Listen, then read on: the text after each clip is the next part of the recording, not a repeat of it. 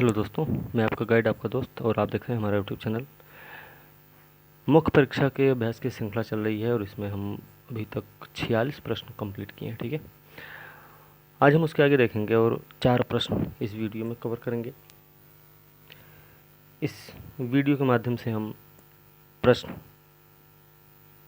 पढ़ेंगे और प्रश्न के साथ साथ हम उसके जो फॉर्मेट हैं, उसका क्या फॉर्मेट होना चाहिए, किस भाग में क्या आना चाहिए, कैसे प्रश्न को समझना है, प्रश्न में किस चीज़ की डिमांड है और क्या लिखेंगे आपको अच्छा उत्तर मिल जाएगा, अच्छा नंबर भी मिल जाएगा आपको।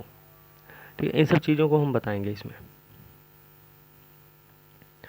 फॉर्मेट के साथ साथ उनकी हम व्याख्या भी करेंगे और आप लोग अगर समझेंगे तो आप एक अच्छा उत्तर लिख सकते हैं।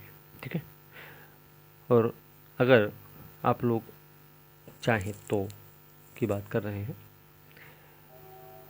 मेंस की प्रैक्टिस चल रही है यूपीएससी के लिए भी, यूपी पीसीएस 2022 का जो मेंस होने वाला है, और बीपीएससी 67th के मेंस के लिए भी प्रैक्टिस स्टार्ट हो गई है। और इसमें हम मंथली बेसिस पे फीस निर्धारित किए हुए हैं। फीस बहुत कम है, 300 रुपये पर मंथ फीस है। ठीक है, और अगर आप लोगों में से किसी को समस्या है फीस देने में, ठीक है, तो वो भी हमसे बात कर सकते हैं। भाई, अपनी समस्या आप बता सकते हैं, जो समस्या हो। ठीक है, अगर आप अपनी समस्या बताएंगे तो ऐसा नहीं है कि हम पैसे के लिए ही पढ़ाएं, बताएंगे, समझाएंगे। बिना पैसे के भी हम बताएंगे। ठीक है, और आपकी कॉपी चेक भी की जाएगी, उसका मूल्यांकन भी किया जाएगा, आपको बताया भी जाएगा क्या और करना चाहिए, आपको क्या कितना सुधार करना चाहिए। ये सारी चीज़ें हम आपको बताएंगे, वो भी अगर समस्या है तो फ्री में आपके लिए अवेलेबल रहेगा। ठीक है, ये सारी सुविधा। साथ में प्रश्न का डिस्कशन भी स्टार्ट करेंगे अब 2-4 दिन में, कि जो आप प्रश्न लिखते हैं उसमें क्या, किस तरीके से, किन किन चीज़ों का ध्यान रखना चाहिए आपको, और क्या क्या चीज़ें उसमें शामिल करनी चाहिए, किन चीज़ों को आपको हटाना है, क्या करके आप उत्तर अच्छा लिख पाएंगे। इन सारी चीज़ों का हम डिस्कस भी करेंगे। वीकली सेक्शन रखेंगे अब इन सब का। ठीक है, तो शुरू करते हैं हम आज का प्रश्न। इस वीडियो का पहला प्रश्न है। प्रश्न है, भारतीय राजनीति में प्रमुख दबाव समूहों की पहचान कीजिए और भारत की राजनीति में उनकी भूमिका का परीक्षण कीजिए। ठीक है, अच्छा, इसी से एक मिलता जुलता अगर प्रश्न हो कि दबाव समूह क्या है, यह राजनीतिक दलों से किस प्रकार भिन्न है, साथ में ये भी हो कि दबाव समूहों के द्वारा लक्ष्यों की पूर्ति के लिए अपनाई जाने वाली विधियों की चर्चा कीजिए। ऐसा ही एक प्रश्न और हो जाए तो भाई दोनों प्रश्न में सेम है कि दबाव समूह के बारे में बताना ही बताना है।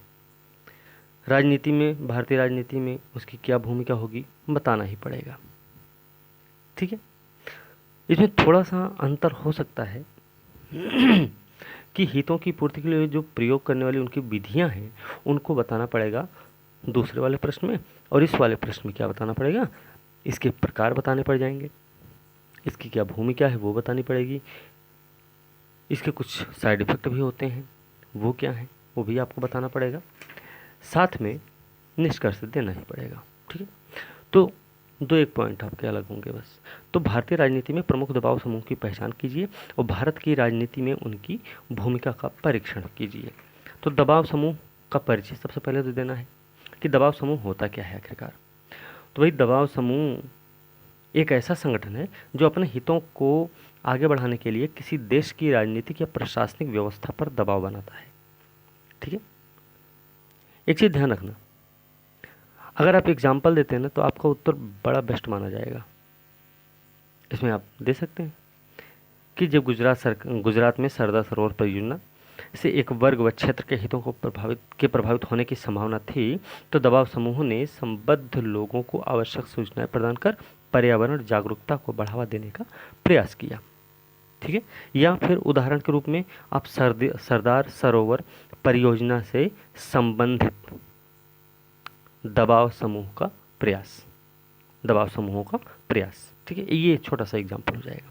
ठीक है, उसके बाद हमको भारत में दबाव समूह के प्रकार की बात कब बतानी होगी भाई। तो दबाव समूह के जो प्रकार हैं कौन कौन से हैं भाई।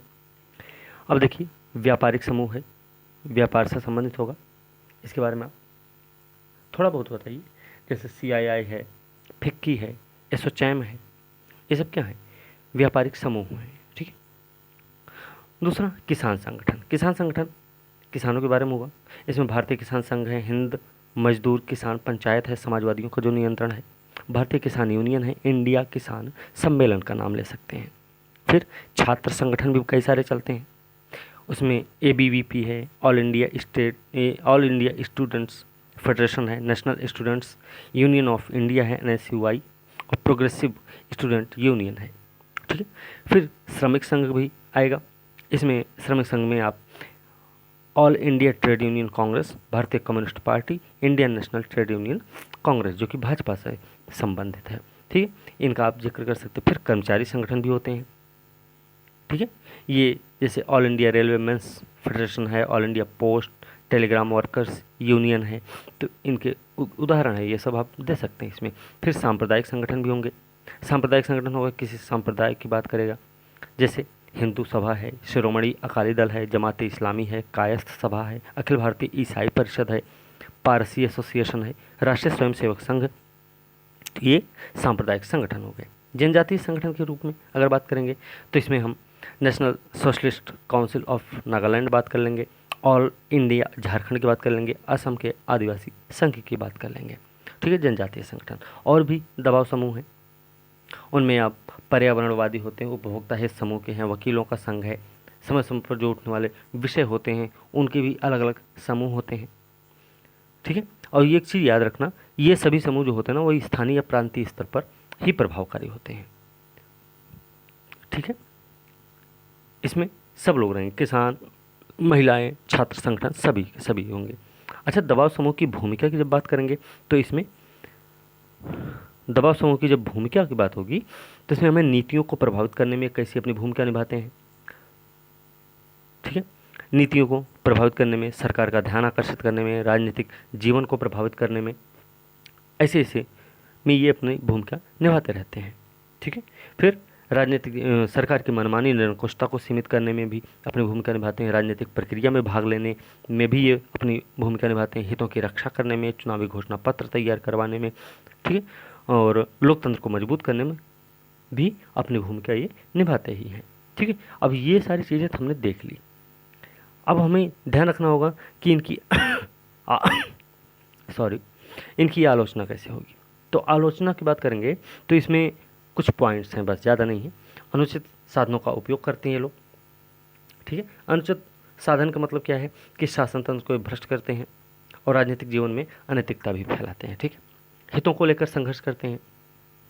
कैसे कि ये समाज पर प्रतिकूल असर डालते हैं। ठीक है, जैसे किसी एक विशेष वर्ग विशेष की बात करें तो, ठीक है, और वर्गीय व जातीय हितों के संरक्षक होते हैं।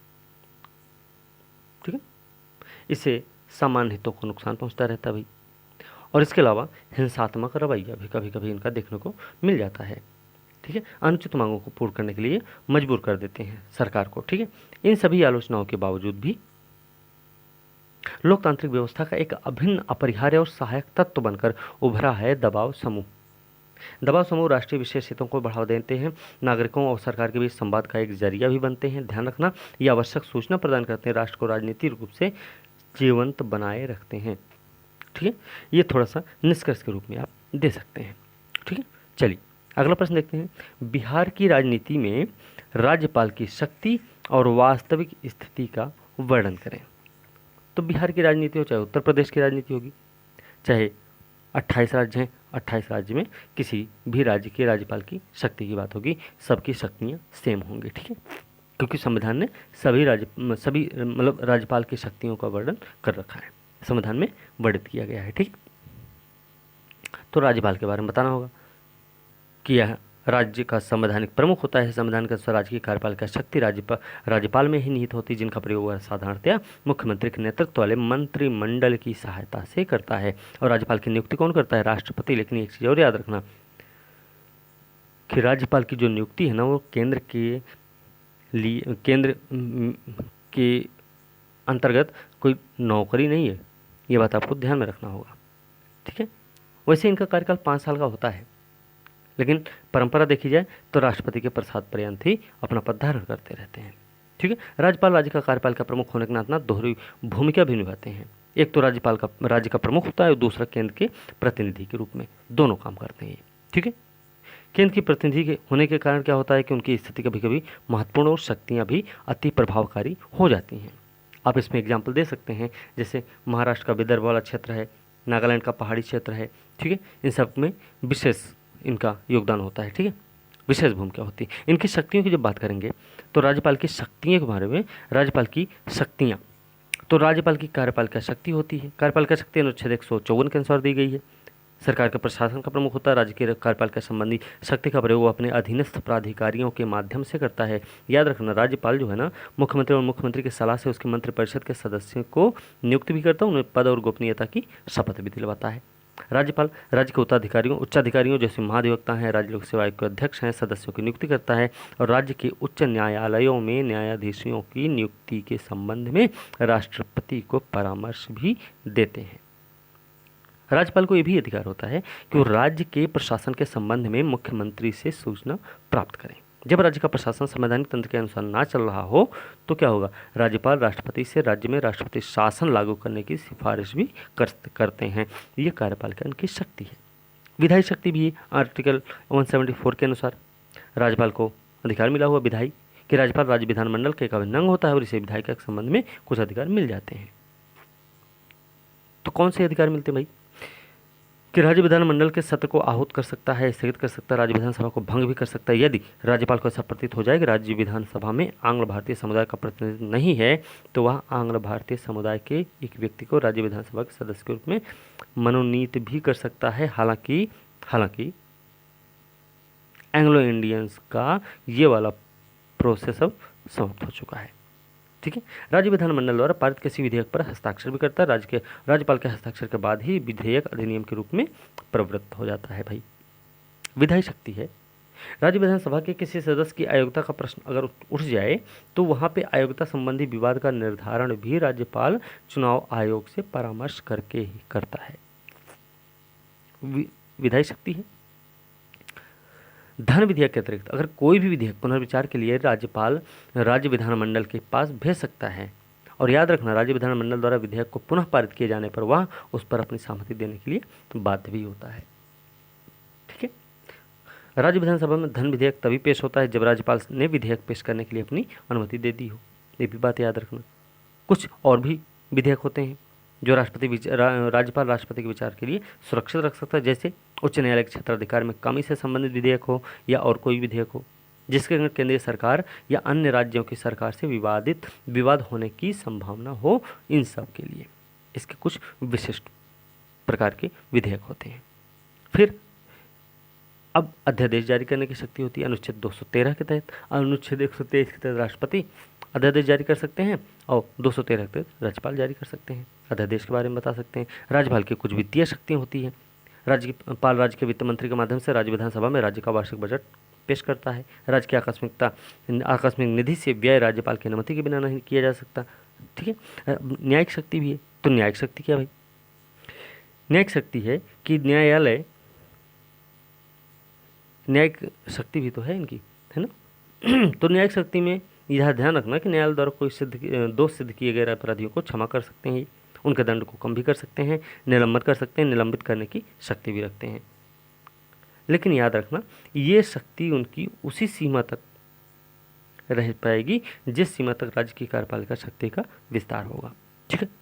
और इसके अलावा जिला न्यायाधीशों, अन्य न्यायिक अधिकारियों की नियुक्ति, स्थानांतरण, पदोन्नति संबंधित मामलों पर भी निर्णय करता है राज्यपाल।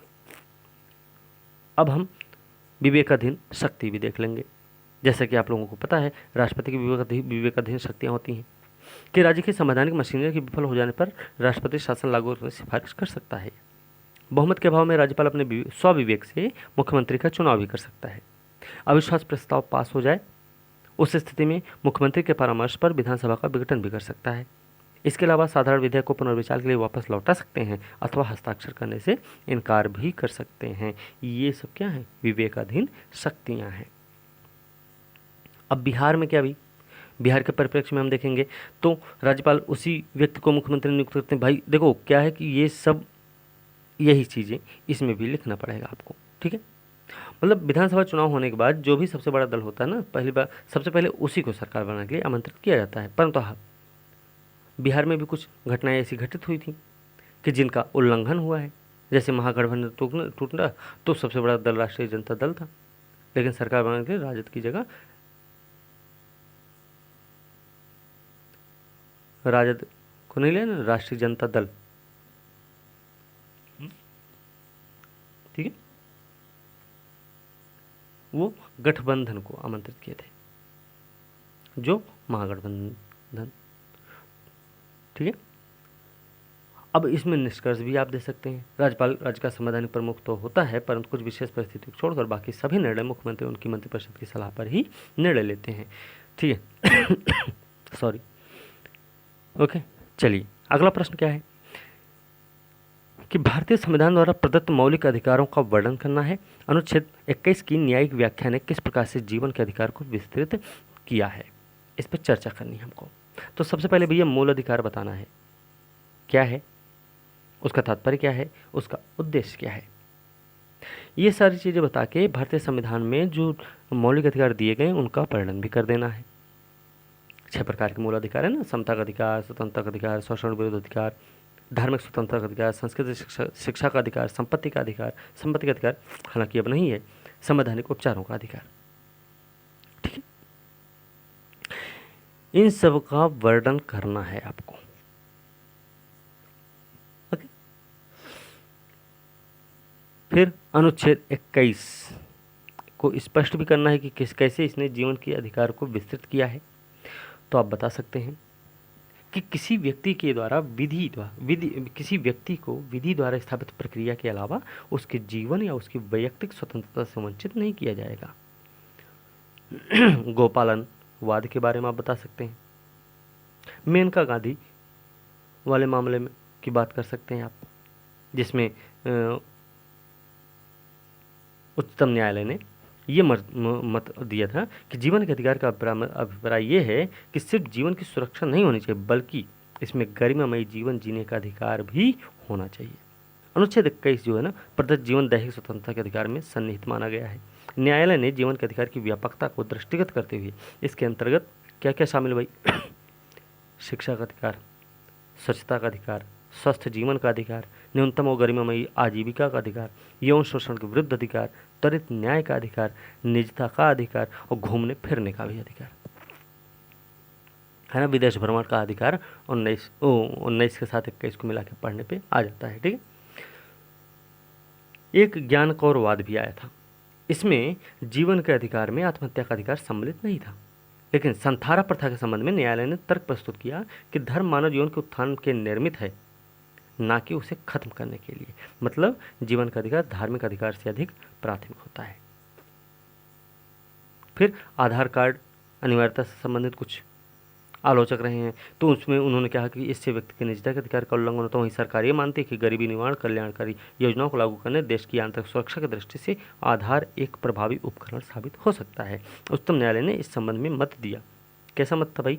कि आधार का प्रयोग कल्याणकारी योजनाओं आंतरिक सुरक्षा की दृष्टि से आवश्यक है, परंतु इसे अनिवार्य नहीं बनाया जाना चाहिए, ठीक है।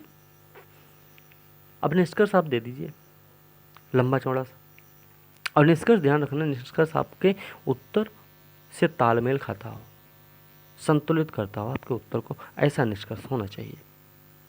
अगला प्रश्न है, भारतीय संघात्मक व्यवस्था में केंद्र और राज्यों के मध्य तनाव के क्षेत्रों का विश्लेषण कीजिए। संघीय सरकार और बिहार सरकार के मध्य संबंधों का वर्णन कीजिए, ठीक है। तो अब ये वाला भी, इसमें क्या करेंगे भाई? पहले संघात्मक व्यवस्था क्या है आप तो वो बता दो पहले, ठीक है, क्योंकि संघात्मक व्यवस्था की बात हुई है ना सबसे पहले। तो पहले संघात्मक व्यवस्था पता होनी चाहिए। ठीक है, तो संघात्मक व्यवस्था क्या है भाई?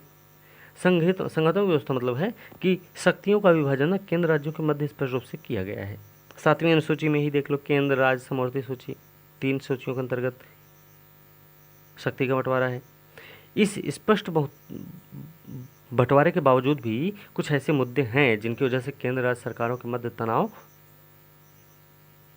हो जाता है, जैसे राज्यपाल की नियुक्ति है, बर्खास्तगी वाला मुद्दा हो, ठीक है, राज्यपाल का पूर्वाग्रहग्रस्त व्यवहार हो। संवैधानिक प्रमुख होता है ना राज्यपाल, लेकिन इसकी पदमुक्ति नियुक्ति राष्ट्रपति द्वारा की जाती, जो केंद्रीय मंत्रिमंडल की सलाह पर कार्य करता है।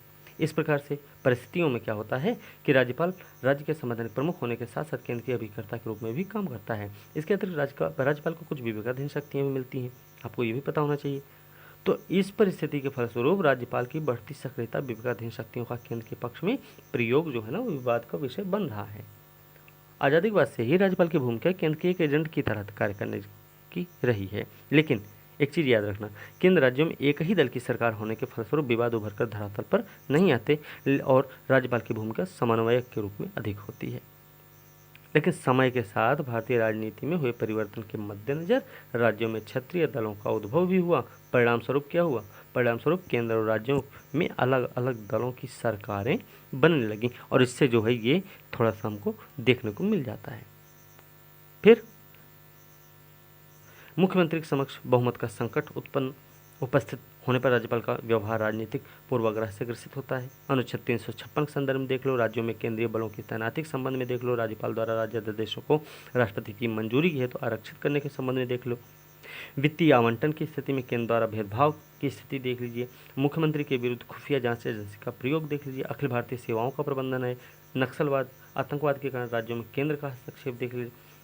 ठीक है, ये सारे कुछ मुद्दे रहे हैं जो तनाव की स्थिति बनाते हैं।